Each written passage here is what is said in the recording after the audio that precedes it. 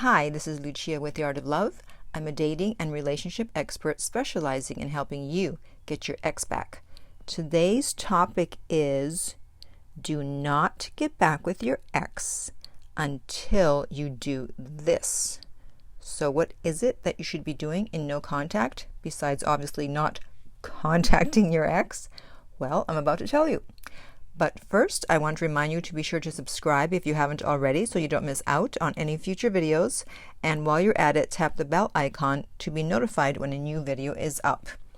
So I have an email from a guy, actually it's a comment, and I think this is going to be very helpful to those of you who are having a hard time with no contact. So I'm going to go through it, read it, and comment. And here we go. He says, "Her breaking up with me has hurt like hell. I made all the classic mistakes after the breakup, crying, pleading, promising change, asking if she was seeing someone else, everything. In the beginning, I cried every damn day. I felt so low. I even researched the best ways to kill myself." Wow. Thank God I've gotten past that part. It still hurts when I think about it. But I've used the pain to drive my ass into some serious self-improvement. I've never been so focused in my life. Good. See? Breakups can be good. They're not always bad. Continuing on. After watching every breakup video on YouTube, I've come to realize so much about relationships, attraction, psychology, you name it. But the thing I've realized the most is that in order for me to have any successful relationship, much less the one with my ex, I have a lot of work to do on myself. I realized that even if she were to take me back right this minute, I wouldn't be ready to keep her. I haven't made the necessary changes and I would undoubtedly lose her again. And that's a great point because people are so anxious to get back with their ex. They're impatient. And they think, well, I just want to get back to my ex and things will be great and I'll be happy again. It's going to all work out. No, not if you needed to make some changes or some improvements in your life. You're just going to go back to the same old situation that didn't work the first time. So why would it work again? It might be good for a few weeks, a few months, and then same old, same old. So unless and until you work on yourself, you should not be getting back with your ex if you were the problem. If you weren't the problem, then they need to work on themselves because again, it still won't work out. The work that I need to do on myself is not something that can be done overnight, as it is my personality/attitude that needs to be changed. Although I thought at first that I could fix it immediately, yeah, I wish, I realize this is not something I can fix overnight. Yeah, you can't change your attitude and your personality overnight. That's not going to happen. I have some very bad habits that will take time to change. So I've accepted that I must take this time, whether 30 days, 60 days, or however long it takes to make these permanent and positive changes in my character. I realized I do not deserve to have the relationship I truly want until I become the man I need to be. Bravo.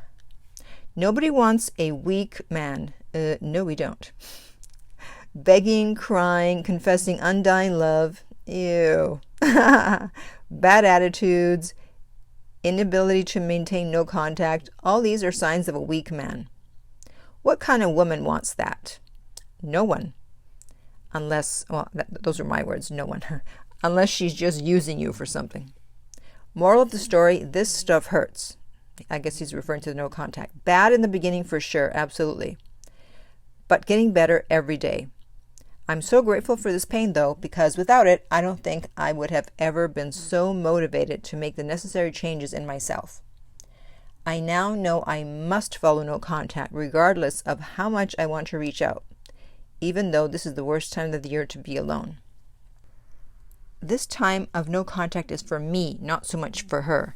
That's right, no contact isn't just for your ex, it's also for you to get it together.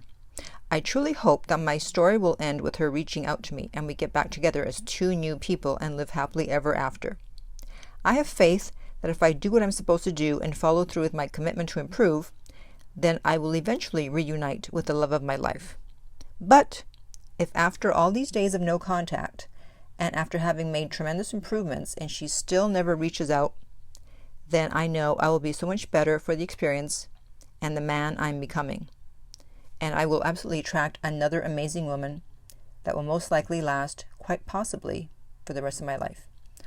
All of this is serving a purpose much greater than I can ever see. Embrace the pain.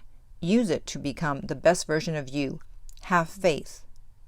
If there is any way to make things better, then this must be done. Suck it up.